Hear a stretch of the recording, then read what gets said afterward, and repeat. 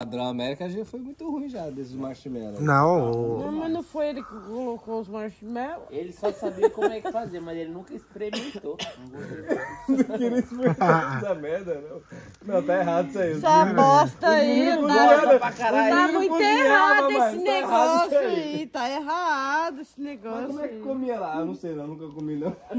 Nunca tive essa coragem não. Mas eu acho que é só...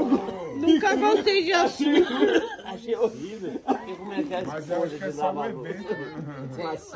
Como é que vocês querem que assa isso? Não tem Ei, água. aí, ó. Eita, meu Aí é Deus. você que sabe. Lava.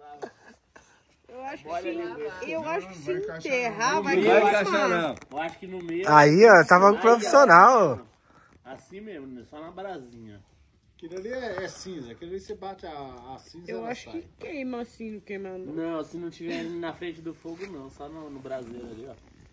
Braseiro, velho. Tinha que ser do lado de cá, né? Aí, se Marshmallow. do lado de lá, queimaria. Porque Esse lado, né, não é? que a Bruna tá pedindo. Não é, Bruno? Chocolate, né? Cuidado. Tá muito quente, será?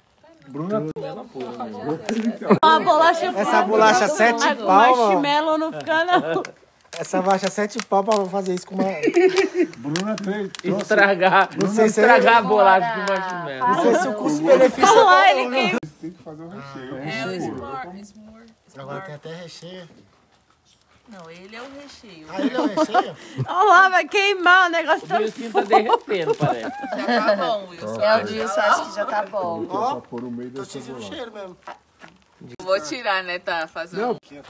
Ah, é. Vira aí que vai queimar, ó. Qual deles? Dos dois vai. Ó, já tá ficando bom esse daqui, ó. Agora com a luz do Renato deu pra ver. Vou deixar esse lado. O meu não tá ficando bom. Instagram. Melhor, é um igual. É milho, Pega um... Marshmallow, mas Mas o que fazer se só pra você